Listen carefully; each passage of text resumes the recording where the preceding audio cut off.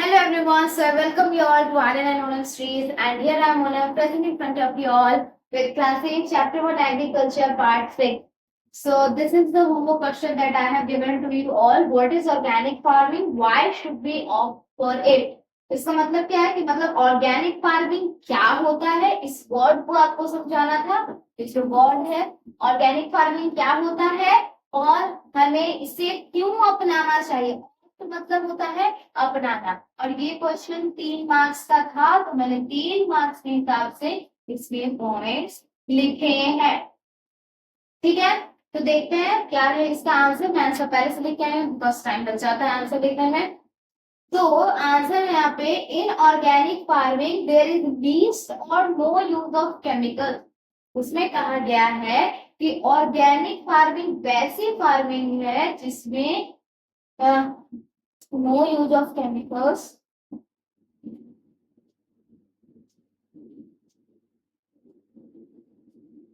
growth of crops। ठीक है, हाँ अब कंप्लीट है। तो ऑर्गेनिक फार्मिंग वैसी फार्मिंग है जिसमें लीस्ट मतलब बहुत ही कम या फिर ना के बराबर यूज होता है केमिकल्स। ठीक है, in the growth of crop, यानी क्रॉप्स को अच्छा ग्रोथ कराने के लिए ऐसा कोई केमिकल्स यूज नहीं होता। ऑर्गेनिक फार्मिंग सिर्फ ऑर्गेनिक चीजें क्या होती है, नेचुरली जो अवेलेबल होती है, नेचुरल चीजें जो अच्छी होती है उनको हम ऑर्गेनिक फार्मिंग में यूज करते हैं। ठीक है, ऑर्गेनिक कैसे ऑब्टेन होती है, तो नेचुरली होती है। ऑर्गेनिक क्या होती है, नेचुरल होती है। ठीक है जी, फिर उसके बाद है it saves us organic farming. इसका ये हो गया, ये जो पहला क्वेश्चन था इसका ये पहला आंसर हो गया। अब दूसरी question why should we opt it में 2 पॉइंट्स है, 1 मार्क्स 2 मार्क्स, या फिर इसका बाइफर्केशन आप कर सकते हो 1+2, यानी पहला वाला 1 मार्क्स का, दूसरा वाला 2 मार्क्स का। ठीक है, तो it saves us from the bad effects of the chemicals on animals and human population. मतलब ऑर्गेनिक फार्मिंग करने से क्या फायदा होता है, फायदा ये होता है कि केमिकल्स के बुरे इफेक्ट्स तो होते ही हैं, ये हम सब अच्छे से जानते हैं। तो केमिकल्स के जो बुरे इफेक्ट्स होते हैं एनिमल्स पे या ह्यूमन पॉपुलेशन पे, उससे हमें ऑर्गेनिक फार्मिंग बचा देता है। कैसे बचा देता है, कोई यूज ही नहीं है केमिकल्स का, तो बचेंगे ही केमिकल्स के बैड इफेक्ट से। समझ रहे हो, ठीक है। तीसरा पॉइंट कह रहा है the chemicals used in farming make soil water and crops polluted which make organic farming a better option. इसमें कहा जा रहा है कि जो केमिकल्स फार्मिंग में यूज होती है, हाँ फार्मिंग मतलब ऑर्गेनिक नहीं, ऑर्डिनरी नॉर्मल फार्मिंग जो केमिकल्स के साथ करते हैं, उस फार्मिंग में जो केमिकल्स यूज होते हैं वो सॉइल वाटर और क्रॉप्स को पोल्यूट कर देते हैं, गंदा कर देते हैं। सॉइल कैसे गंदा करेंगे, अगर ज्यादा केमिकल सॉइल में चले गए तो सॉइल जो है वो टॉक्सिक हो जाएगा। सॉइल में नेचुरल जो चीजें बनेंगी उनकी एब्सेंस हो जाएगी और केमिकल ज्यादा हो जाएंगे, तो सॉइल पोल्यूट हो गया। वाटर कैसे होगा, जब इरिगेशन होगा तो वो जो केमिकल्स है वो वाटर में डिसॉल्व होंगे। आपने ये पढ़ा है, मैंने आपको ये पढ़ाया है कि मैन्योर्स वाटर में डिसॉल्व नहीं होते लेकिन फर्टिलाइजर्स डिसॉल्व होते हैं। तो अगर मैंने फर्टिलाइजर्स जैसे केमिकल्स यूज किए डाउन में और वो वाटर में डिसॉल्व हो गए इरिगेशन के वक्त, और अगर वो पानी नियर वाटर बॉडी में चला गया, रिवर्स लेक्स इन सब में अगर वो गया फिर ग्राउंड वाटर में भी चला गया सीप इन करके, मतलब अंदर की ओर अब्सॉर्ब होके, तो वो सॉइल और वाटर को पोल्यूट करेगा। क्रॉप्स को तो पोल्यूट करेगा ही, ज्यादा केमिकल्स यूज करना क्रॉप्स के लिए भी अच्छे नहीं है। तो इस कारण से ऑर्गेनिक फार्मिंग जो है वो हमारे लिए एक बेटर ऑप्शन बन जाता है। समझ में आ रही है ये चीजें, वेरी गुड। तो ये था आपके क्वेश्चन का आंसर। मैं नहीं कह रही कि सेम आंसर आपका होना चाहिए, अगर आपने इसके सिमिलर भी सोचा था कुछ भी तो then well done, very good. ठीक है, कुछ टॉपिक्स आपके क्वेश्चन के थ्रू कवर हो जा रहे हैं। ऑर्गेनिक फार्मिंग मैंने आपको अलग से नहीं पढ़ाया, लेकिन अब आपको समझ में तो आ गया ऑर्गेनिक फार्मिंग क्या होता है, क्यों होता है, समझ में आ गया। ऑर्गेनिक फार्मिंग की वैसे डेट और वगैरह तो नहीं पूछी जाती, डेट और किसने इन्वेंट किया आपके लेवल पे नहीं पूछी, हो सकता है हायर 90s में नाइन्थ में जब आ जाओ तब पढ़ लो तो फायदा होगा। ठीक है, okay, so let's move on.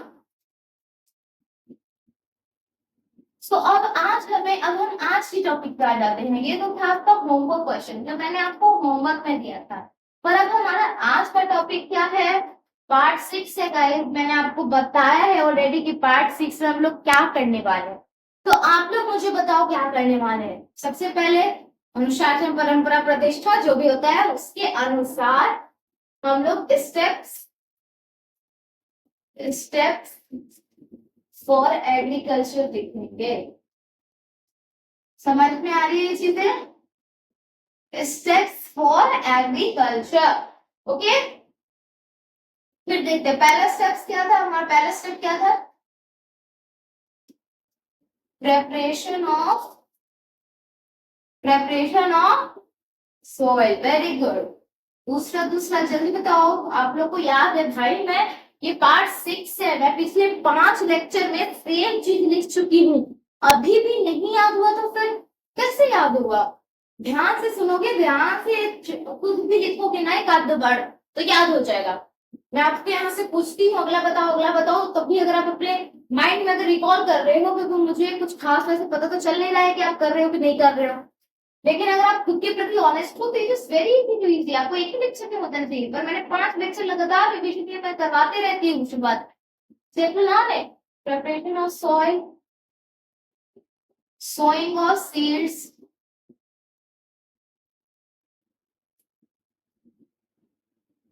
Adding manures and fertilisers. ठीक है। फोर्थ इज इरिगेशन,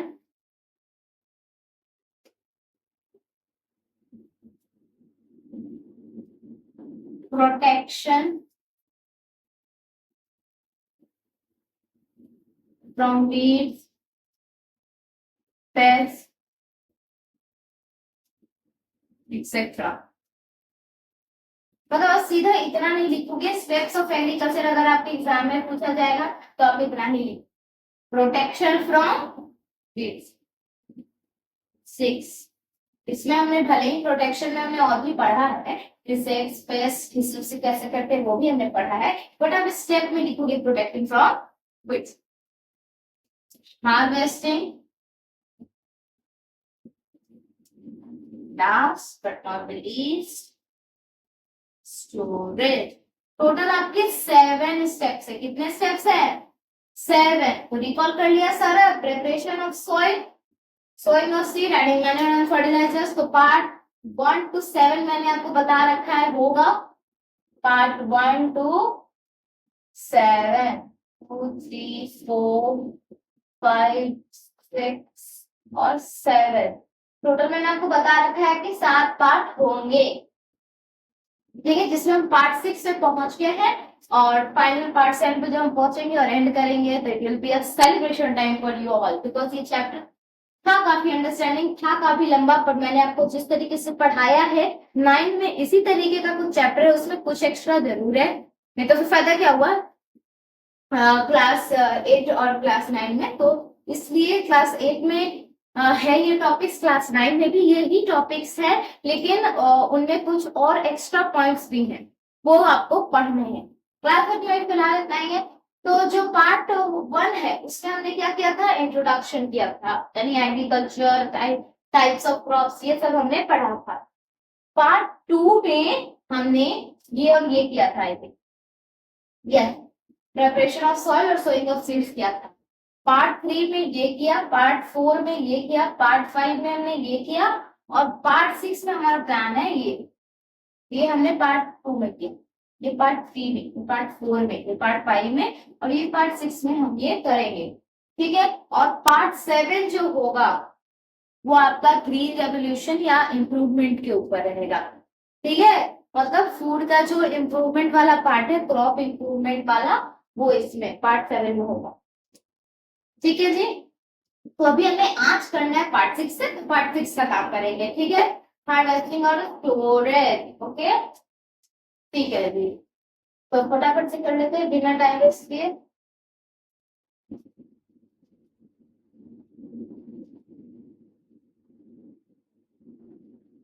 पहले हमें क्या पढ़ना है, तो पहले हमें पढ़ना है हार्वेस्टिंग, फिर उसके बाद हम पढ़ेंगे स्टोरेज। ठीक है, तो जब हम हार्वेस्टिंग पढ़ने आ रहे हैं ना, इसमें कुछ टर्म्स हैं जो कि मेन है हार्वेस्टिंग में। पहला तो खुद हार्वेस्टिंग, पहला तो खुद हार्वेस्टिंग। दूसरा जो है वो आपका है प्रोड्यूस या क्रॉप यील्ड। मैंने वैसे ये जो यील्ड वर्ड है ना, इसको मैंने बहुत ज्यादा यूज किया है। यील्ड इंक्रीज करता है, मैंने ये बताया यील्ड का मतलब जो हार्वेस्टेड क्रॉप का अमाउंट होता है, वही सेम चीज, लेकिन इसके हिसाब से क्या क्या इंपॉर्टेंट है मैं वो लिखती हूँ। प्रोड्यूस क्या, क्रॉप यील्ड, फिर उसके बाद आपको सिकल हो गया, कंबाइन हो गया, कंबाइन हार्वेस्टर इसको कहते हैं, ये इंपॉर्टेंट हो गया। थ्रेशिंग, विनोइंग, ये इंपॉर्टेंट हो गया। ठीक है, और कुछ पोस्ट हार्वेस्ट चीजें। ठीक है, कंबाइन हार्वेस्टर में हमें थ्रेशिंग और हार्वेस्टिंग मिलते हैं। ठीक है जी, थ्रेशिंग और हार्वेस्टिंग, तो ये है जो हमें हार्वेस्टिंग में टोटल पढ़ना है। जल्दी जल्दी पढ़ेंगे, ठीक है, साइड में ही, तो हम इसको इरेज कर देंगे। ठीक है, और ड्रॉ अ लाइन, और हम एक एक करके इन टर्म्स को अच्छी तरीके से पढ़ेंगे। ठीक है, तो हार्वेस्टिंग क्या होता है पहले वो देख लेते हैं। तो हार्वेस्टिंग होता है कि जो मेच्योर्ड क्रॉप है, आपने इतनी मेहनत से सारे जो अर्लियर स्टेप्स है उनको फॉलो करके अच्छा सा, मतलब उसको आपने बीज से, आपने उसको एक बीज से एक टुकड़ा पौधा बना दिया, आपने क्रॉप्स को बनाया नहीं बनाया, बना दिया। तो जब आपने ये किया, जब आपने ये किया तो उसके बाद एक ऐसे बीज को आपने नहीं ग्रो किया है, आपने बहुत सारे बीजों को बड़े से फील्ड पे, बड़े से फील्ड में आपने बहुत सारे प्लांट्स ग्रो किए। ठीक है, अब वो प्लांट्स जब मेच्योर हो जाएंगे, मेच्योर का मतलब क्या है कि प्रॉपरली ग्रो हो जाएंगे, उनका ग्रोथ हो जाएगा प्रॉपर, तो जब ये मेच्योर हो जाएंगे यानी प्रॉपरली ग्रोन हो जाएंगे, यानी प्रॉपरली अच्छे तरीके से ग्रो हो जाएंगे, अच्छे खासे जल्दी से लहलहाते हुए क्रॉप ग्रो हो जाएंगे, तब आप क्या करोगे कि आप उन्हें कट करोगे। पहले तो क्या करोगे, पहले इस क्रॉप को कट करोगे, फिर इसको गैदर कर लोगे। तो पहले इसको कट करोगे ऐसे, फिर गैदर कर लोगे, फिर इकट्ठा कर लोगे। तो डेफिनेशन क्या बनी हार्वेस्टिंग की इससे, ये बनी कि the cutting and gathering of matured crops is known as क्या, is known as harvesting।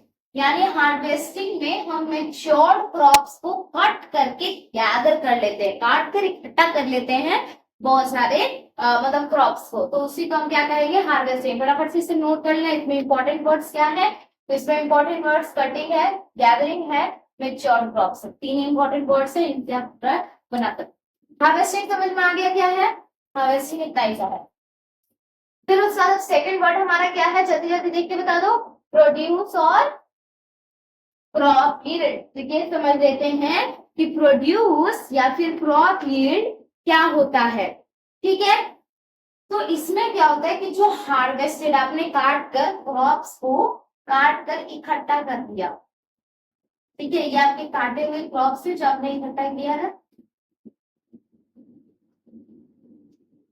ठीक है, और इनको आपने बांध दिया अच्छे से रस्सी से, और ये आपके काटे हुए क्रॉप्स, आपके फील्ड में इतना इतना क्रॉप्स इकट्ठा आपने कर दिया। ठीक है, और आपके के फ्रेंड के फील्ड में ना इतना क्रॉप्स पड़ा है, उसी को बांध के पैक किया हुआ है। तो आप बताओ कि इसे हम क्या कहेंगे, क्या ज्यादा दिख रहा है यहाँ पे आपको, नंबर ऑफ प्लांट्स नहीं, यहाँ पे हम कहेंगे यील्ड, क्रॉप यील्ड या फिर प्रोड्यूस ज्यादा है, तो पहले जान लेते हैं कि ये होता क्या है। तो the harvested grains the harvested grains the harvested grains are called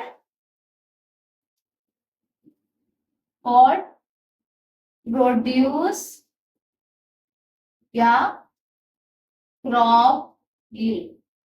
ठीक है, मतलब जो हार्वेस्टेड ग्रेन्स आपके होते हैं, आपके दोस्त ने इतना ग्रेन्स हार्वेस्ट किया, आपने इतना ग्रेन्स हार्वेस्ट किया, तो आपका जो हार्वेस्टेड ग्रेन्स है वही उसका यील्ड ये है, आपका यील्ड ये है, तो उसमें यील्ड कम है और इसमें यील्ड ज्यादा। समझ में आ रही है? हार्वेस्ट में इंपॉर्टेंट वर्ड्स क्या है, फटाफट से नोट कर लेना है। Harvested grains are called produce या फिर क्रॉप। बस समझ में आ रही है चीजें। ये भी हो गया। तीसरा सिकल। सिकल क्या होता है? तो अगर जो गांव से बिलोंग करते हैं वो जानते होंगे, ठीक है, कि सिकल क्या होता है। तो सिकल इस तरीके का होता है, देखना और बताना फेमिलियर है कि नहीं। कुछ इस तरीके का होता है, मैं प्रॉपरली ड्रॉ तो नहीं कर पाऊंगी, बट ये इसी तरीके के शेप में होता है। कहते हैं इसको, आई एम नॉट रॉन्ग। तो इस तरीके का सिकल होता है, इसमें यहाँ पे एक शार्प सी ब्लेड होती है, एकदम शार्प सी ब्लेड होती है, ये वुड का बना हुआ रहता है मोस्टली, और ये इसका जॉइंटर रहता है। इस तरीके की सिकल होती है।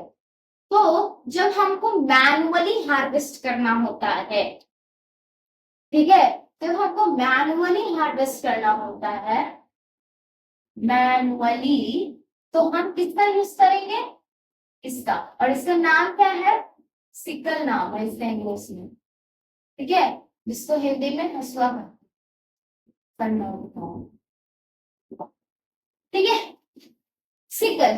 तो सिकल जब क्रॉप, मान लो इतनी बड़ी बड़ी आपके पूरे फील्ड में क्रॉप हो गया, पूरे फील्ड में इतना खेती हो गया आपका, ठीक है, तो फार्मर आएंगे और उस क्रॉप्स को नियर द रूट्स से या नियर द क्या कहेंगे, क्लोज टू द ग्राउंड, ठीक है, cut close to the ground, यानी ग्राउंड के एकदम नजदीक से कट करते हैं मैनुअली। फार्मर इसको मैनुअली कट करते हैं सबको क्लोज टू द ग्राउंड, यानी जमीन के एकदम नजदीक से। आप देख लो ना, जमीन इतनी ही दूरी पे है, इतनी दूरी पे है जमीन, तो इतने दूर पे वो सिकल की मदद से कट कर रहे हैं, तो मैनुअली हार्वेस्ट कर रहे हैं, ठीक है। तो मैनुअल हार्वेस्टिंग क्या होता है? जिसमें फार्मर्स सिकल का यूज करके क्रॉप को close to the ground cut करते हैं, ठीक है। समझ में आ गया मैनुअली हार्वेस्ट करना क्या होता है? आगे बढ़ते हैं। अब हम मशीन की मदद से कैसे हार्वेस्ट कर सकते हैं, क्योंकि ये सब तो अब मतलब बहुत नए नए से मशीन आ गए हैं क्रॉप्स को हार्वेस्ट करने के लिए, वो भी तो जानना है कैसे करेंगे मशीन की मदद से। तो नेक्स्ट जो हमारा वर्ड है वो क्या है? Combine harvester. इसमें क्या होता है कि जब आपके क्रॉप्स बड़े बड़े हो जाते हैं तो एक मशीन लाई जाती है, एक ऐसी मशीन लाई जाती है, एक ऐसी मशीन लाई जाती है जो कि हार्वेस्ट भी करता है, हार्वेस्टिंग भी करता है और थ्रेशिंग भी करता है। हार्वेस्टिंग और थ्रेशिंग क्या होता है ये मैं बताने वाली हूँ जस्ट इसके बाद ही। तो एक ऐसी मशीन जो कि हार्वेस्टिंग भी कर दे, थ्रेशिंग भी कर दे, वैसी मशीन को हम कहते हैं कंबाइन हार्वेस्टर। इसको हम क्या कहेंगे? कंबाइन हार्वेस्टर, ठीक है। अब हम जानते हैं कि हार्वेस्टिंग और थ्रेशिंग क्या होता है। तो हार्वेस्टिंग मैंने आपको बता दिया ऑलरेडी, जो मेच्योर क्रॉप्स है उनको कट और गैदर करने को हार्वेस्टिंग कहते हैं। थ्रेशिंग और विनोइंग भी है हमारा अगला टॉपिक। तो थ्रेशिंग क्या होता है? थ्रेशिंग में जो ये आपके हस्क होते हैं, हस्क जिसको आप भूसा भी कहते हैं, भूसा आप लोगों ने देखा है, कहते हैं दिमाग में भूसा पड़ा हुआ है, तो जो भूसा होता है वो लंबे लंबे डंडे होते हैं भूसों के, ठीक है। तो वो कैसे आते हैं? तो इस पे मान लो ग्रेन्स अटैच है, ये क्या है? इसके ग्रेन्स है, तो अब क्या होगा कि या तो हम क्या करेंगे, मैनुअली करने के लिए मैनुअली हमें ये बीच वाला नहीं चाहिए, ये जो बीच वाला है ना ये हमें नहीं चाहिए, हमें ये ग्रेन्स चाहिए, ये जो ग्रेन्स है हमें ये ग्रेन्स चाहिए। तो ग्रेन्स कैसे निकालेंगे, तो ये वीकली अटैच होते हैं। आपको मैं बता देती हूँ, यहाँ से इनका जॉइंट पॉइंट होता है ना वो बहुत वीक होता है, उतना स्ट्रॉन्ग नहीं होता, ये वीक होता है। ठीक है, वीक होता है तो क्या करते हैं कि एक बड़ा सा पत्थर या बड़ी सी कुछ ले लेते हैं फ्लैट टाइप का, और उस पे फार्मर्स हाथ से क्रॉप्स को पकड़कर गैदर कर, एक क्रॉप को नहीं, वो लोग बंडल बना लेते हैं क्रॉप। जो मैंने आपको क्रॉप यील्ड के वक्त बंडल दिखाई थी इस तरीके, तो वो इन सारे बंडल्स को हाथ से एक बार में ही पकड़ते हैं और जो रॉक या फिर जो अपलैंड होते हैं उसपे बीट करते हैं, और बीट करने से क्या होता है कि वो सारे ग्रेन झड़ जाते हैं, पीटने से ये सारे ग्रेन्स निकल आते हैं। ठीक है, ये देखिए सारे ग्रेन्स आपके निकल आए ना, सारे के सारे ग्रेन्स निकल आते हैं, सारे के सारे ग्रेन्स। समझ में आ रही है? ठीक है, तो इसी को थ्रेशिंग कहते हैं। मैनुअली हमने समझ लिया कैसे किया जाता है इसको, और इसके लिए एक मशीन भी आती है जिसको थ्रेशर कहते हैं। थ्रेशिंग करने वाले मशीन को थ्रेशर कहते हैं। तो थ्रेशिंग का डेफिनेशन क्या होगा, क्योंकि आ जाता है इसलिए मैं आपको बता रही हूँ। थ्रेशिंग का डेफिनेशन क्या होगा, थ्रेशिंग का डेफिनेशन ये होता है the process of separating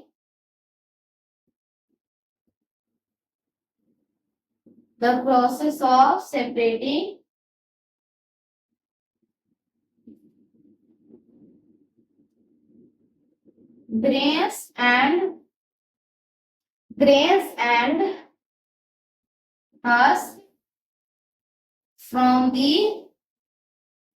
harvested crop।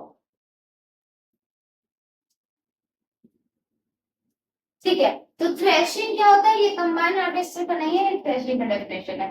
तो थ्रेशिंग क्या होता है, तो थ्रेशिंग एक ऐसा प्रोसेस होता है जिसमें हम सेपरेट करते हैं ग्रेन को और हस्क को। हस्क किसको कहते हैं, तो ये जो बीच वाली डंडी है इसको हस्क कहते हैं, और ये जो है ये ग्रेन कहता है।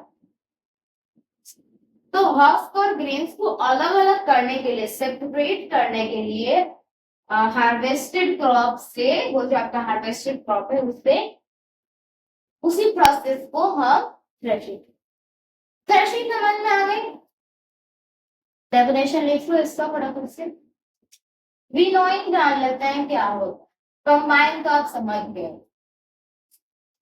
ठीक है, तो थ्रेशर और हार्वेस्टर दोनों एक ही में जब मिल जाएगा ना, एक ही में, हार्वेस्टिंग के लिए हम लोग हार्वेस्टर का भी यूज करते हैं। ठीक है, हार्वेस्टर, तो हार्वेस्टर एक मशीन होती है जिसमें हार्वेस्टर भी होता है, यानी क्रॉप्स को वो कट करेगा, गैदर भी कर लेगा अपने अंदर, और साथ ही साथ उसको किसी और पार्ट से थ्रेश भी कर देगा, यानी थ्रेशर उसमें रहेगा क्योंकि थ्रेशिंग भी कर देगा, यानी उसमें शाफ्ट, सॉरी क्या कहते हैं, सॉरी हस्क और ग्रेन्स अलग अलग हो जाएंगे।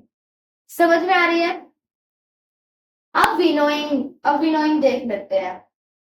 ठीक है, एक बात याद रखना, थ्रेशिंग कैसे की जाती है, बीटिंग यानी मारने की मदद से की जाती है, और विनोइंग में किसका यूज आता है, एयर का या विंड का, विंड की मदद से की जाती, विंड की मदद से की जाती।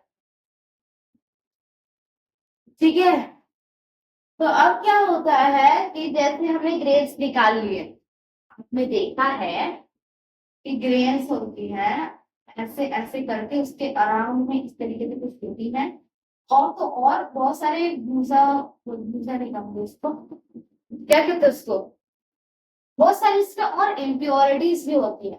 ठीक है, बहुत सारी इम्प्योरिटीज होती है जो कि साथ में निकलती हैं, तो उनको कैसे हटाया जाए, क्योंकि हमें तो सिर्फ ये ग्रीन वाला पार्ट चाहिए, बाकी सब तो हमें नहीं चाहिए। तो उसको हटाने के लिए क्या करते हैं हम लोग, ग्रेन्स को ही या शाफ्ट से, ग्रेन्स को हे या शैफ से अलग करने के लिए हम लोग विनोइंग का मेथड यूज करते हैं, जिसमें क्या होता है, मैं नहीं बना पा रही प्रॉपर, मुझे आता नहीं है बनाने रखी तो इसको सूप कहते हैं। तो जो सूप आपने देखा है ना, जो इस तरीके का सूप होता है गांव में आपने देखा होगा, तो उस तरीके का सूप दिया जाता है, ठीक है। और उसमें ये ग्रेन्स हे और शैप साथ ही में डाल दिए जाते हैं, ठीक है, सारे डाल दिए जाएंगे। फिर उसके बाद जब तेज हवाएं बहेंगी या फिर एक कूलर लगा दिया जाएगा, या फिर एक पंखा लगा दिया जाएगा, और फिर क्या होगा कि उनको ऊपर से ऐसे से ग्रेन्स को यहाँ पे मान लो हवाएं बहती, यहाँ या तो पंखा लगा है, ये पंखा है, या तो नेचुरल हवा, या तो नेचुरल हवा होगी, या तो आर्टिफिशियली हम आर्टिफिशियली मेकिंग मतलब हवा जनरेट करेंगे, ठीक है। तो इससे क्या होगा कि जितने भी, क्योंकि क्या होता है कि ये जो ग्रेन्स होते हैं ये हैवी होते हैं थोड़े से, ये लाइट होते हैं, क्या होते हैं, लाइट हल्के होते हैं, तो ये हैवी होते हैं। तो इस अलगाव के कारण क्या होता है कि जितने भी बाकी ग्रेन हे या शैफ होते हैं, हे या शैफ ये लाइट होते हैं, ग्रेन्स भारी होते हैं, तो हे और शैफ उड़ जाते हैं, हे और शैफ उड़ जाते हैं, और जो ग्रेन्स होता है वो नीचे सेटल डाउन कर जाते हैं, क्योंकि तो भारी है वो तो नहीं उड़ेंगे हवा के साथ, लेकिन हे या शैफ कौन सा उड़ जाते हैं, सो क्या हो जाते हैं, ठीक है। तो इस प्रोसेस को विनोइंग कहते हैं, और ये मैनुअली ही किया जाता है। समझ में आ रही है ये मैनुअली कैसे, अभी फिलहाल तो विनोइंग में आप क्या लिख सकते हो, डेफिनेशन, विनोइंग में आप लिख सकते हो definition, the process of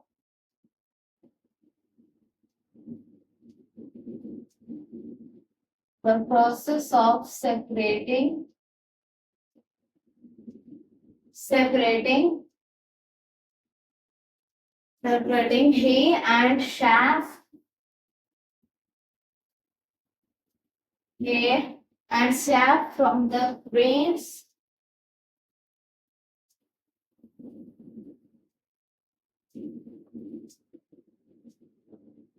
with the help of क्या, the help of wind, मैंने अभी यहाँ पे बताया, with the help of wind is known as winnowing।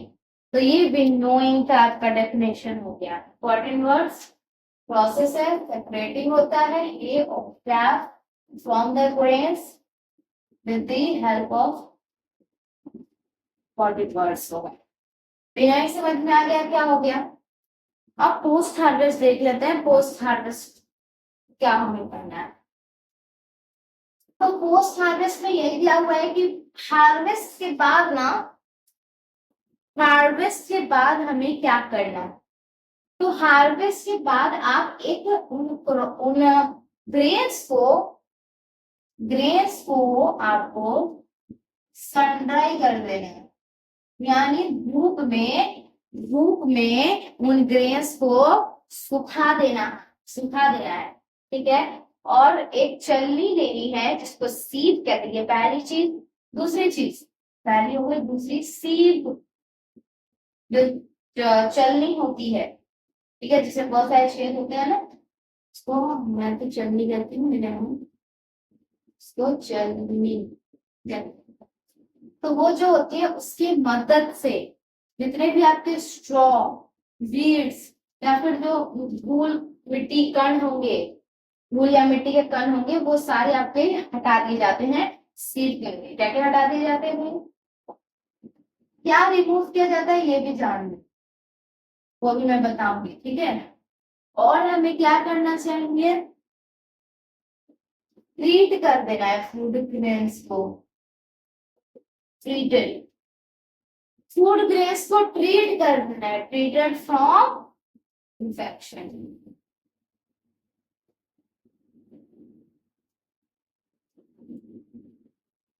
क्या क्या हटाई जाती है, इसमें इन्फेक्शन हटाया जाता है ट्रीटेड में। सी में आपका बियर्ड्स, बियर्ड्स कहेंगे, स्ट्रॉ कहेंगे, या फिर सॉइल पार्टिकल्स कहेंगे। धूल मिट्टी के जो कण होते हैं सॉइल पार्टिकल्स। सनड्राई में आप मॉइस्चर को रिमूव कर, सनड्राई में जितना भी पानी होता है ना ग्रेप्स के अंदर उसे आप रिमूव कर देते। क्यों क्यों रिमूव करना जरूरी है पानी? तो क्या होता है कि कुछ ऐसे बैक्टीरिया, कुछ ऐसे फंगाई, कुछ ऐसे ऑर्गेनिजम्स होते हैं, कुछ ऐसे ऑर्गेनिजम्स होते हैं जो कि वाटर का नाम सुनते ही भाई दौड़ आएंगे। राजस्थान में पैदा रहते हैं, ऐसी कोई बात नहीं है। ऑर्गेनिजम्स ऐसे होते हैं जो कि वाटर मॉइस्चर में रहना पसंद करते हैं, तो वो ग्रेन्स को इन्फेक्ट कर देंगे। ये ऑर्गेनिजम्स ग्रेन्स को इन्फेक्ट कर देंगे, तो इसलिए सन ड्राई करना जरूरी है ताकि सारा मॉइस्चर निकल। सील क्यों करते हैं? जितने भी धूल कण के पार्टिकल्स है वो तो भी ग्रेन्स के साथ जाने चाहिए, तो इसके लिए सील यूज करते हैं। ट्रीट कर देते हैं इन्फेक्शन। ट्रीट कैसे करेंगे वो हम पढ़ेंगे, जब हम स्टोरेज वाला पार्ट पढ़ेंगे तब हम पढ़ेंगे फ्यूमिगेशन वगैरह करके इसको ट्रीट करते हैं।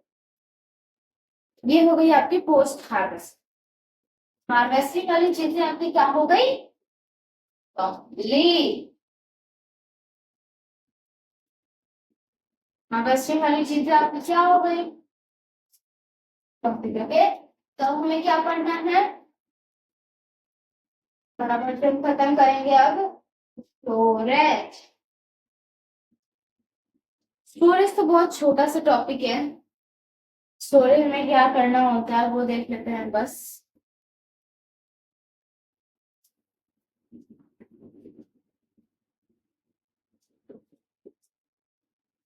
ठीक है, स्टोरेज में स्टोरेज क्या होता है? स्टोरिंग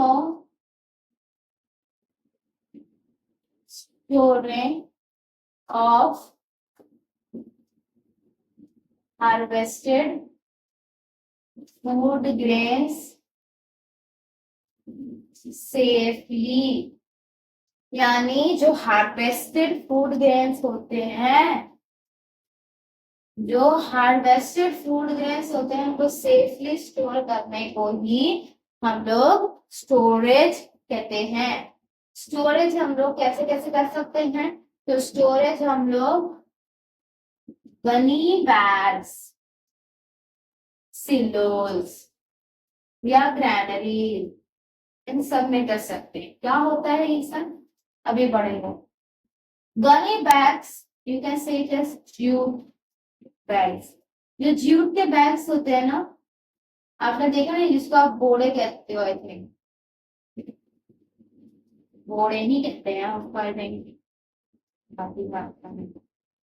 इस तरीके का बोड़ा होता है आपका, इसमें इस तरीके से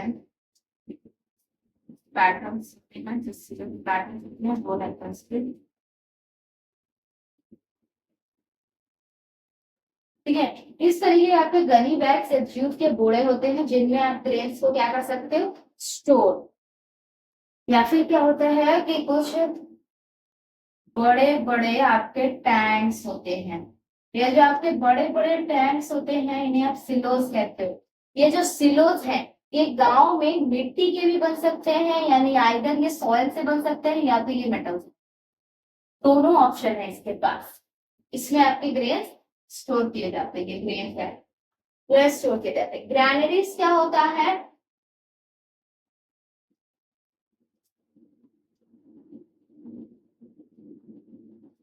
जाता नहीं है बनाने, लेकिन ग्रैनरीज में एक हम पूरा घर एलोकेट, एक घर टाइप का मतलब एक हाउस होता है, एक हाउस जिसमें ग्रेन स्टोर किए जाते हैं उसी को हम ग्रैनरी कहते हैं। ऐसा हाउस जिसमें ग्रेन स्टोर किए जाते हैं उसी को हम ग्रैनरी कहते हैं। ठीक है, इसमें क्या होता है कि इतने सारे जूट बैग्स हम लाइन से रखे हुए होंगे। ये सारे जूट बैग्स हैं, बड़े बड़े जूट बैग्स पूरे भरे हुए रहते हैं, ग्रैंड स्टोर बना हुआ रहता है हाउस से। ठीक है, तो कौन कौन से मेथड है? गनी बैग, सिलोस और ग्रैनरीज, ये पूछे जाते हैं क्या क्या मेथड्स। ठीक है, ये टॉल सिलोस आपसे अगर पूछ दे सिलोस क्या है, तो सिलोस टॉल है, सिलेंड्रिकल है और स्टोरेज में हेल्प करते हैं। Tall cylindrical containers for the storage of for the bulk storage of grain. Bulk मतलब बहुत ज्यादा अमाउंट में जब आपका ग्रेन्स है तो आप उसे सिलो में स्टोर करो। समझ में आ रहा है? ग्रैनरीज किसी एक का नहीं होता है, ग्रैनरी यूजुअली किसी एक का नहीं होता है। ग्रैनरी एक गांव में अगर मान लो 4 ग्रैनी है तो गांव के जितने भी खेत हैं उन 4 ग्रैनीज को भरते हैं। तो ग्रैनरीज जो होते हैं वो बड़े लेवल पे बनाए जाते हैं। सिलोस अगर ज्यादा अमाउंट में ग्रेन है तब बनाए जाते हैं, उतना नहीं बेस्ट तो स्मॉल अमाउंट ऑफ ग्रेन्स को स्टोर करने के लिए बनाए जाते हैं। समझ में आ रहा है आपको ये? अब स्टोरेज हम ऐसे ही तो नहीं कर सकते, कुछ प्रिकॉशंस भी लेने की जरूरत है हमें। क्या क्या प्रिकॉशंस लेने की जरूरत है? पहला तो फ्यूमिगेशन करना। फ्यूमिगेशन में क्या होता है कि जो केमिकल्स होते हैं, कुछ केमिकल्स होते हैं जो कि वाटर में मिक्स कर दिए जाते हैं और उनमें सारे ग्रेन्स डाल दिए जाते हैं। तो उससे क्या होता है, फ्यूमिगेशन से ग्रेन्स, जो ग्रेन्स हैं वो डिसइंफेक्ट हो जाते हैं। वो सारे ग्रेन्स डिसइंफेक्ट हो जाते हैं। फ्यूमिगेशन का ये काम है। ये पहला पॉइंट हो गया। दूसरा पॉइंट, नीम लीव्स का भी आप यूज कर सकते हो। नीम लीव्स क्या करती है, मॉइस्चर को ऑब्जर्व कर लेते हैं, मॉइस्चर को नहीं रहने देती।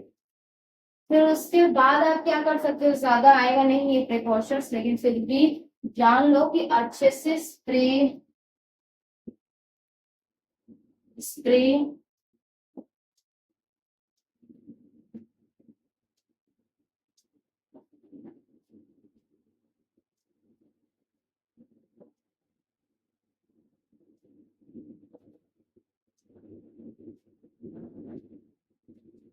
जो भी आपका स्टोरेज एरिया है आपको उसमें इंसेक्टिसाइड्स और पेस्टिसाइड्स स्प्रे करके रखना है, चेक करके रखना है।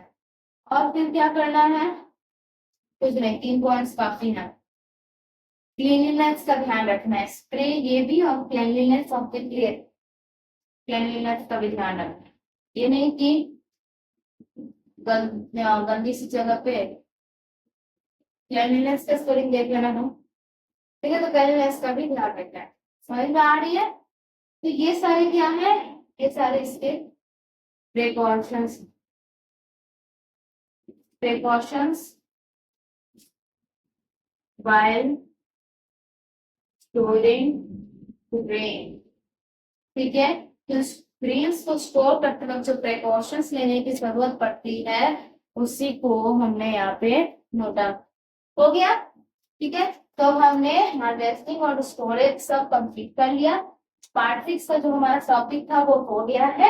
अब पार्ट 7 बस एक आएगा, ठीक है? एंड सॉरी कि इस बार थोड़ा लेट हुआ है, आई थिंक 5-6 दिन बाद वीडियो आएगी। 5-6 दिन बाद क्यों आ रही है, क्योंकि जब स्टडीज मैनेज करने थे, दैट्स व्हाई। ठीक है, और आज के लिए कोई होमवर्क क्वेश्चन नहीं है। गो एंड एंजॉय, ठीक है? And bye bye, see you soon in part 7।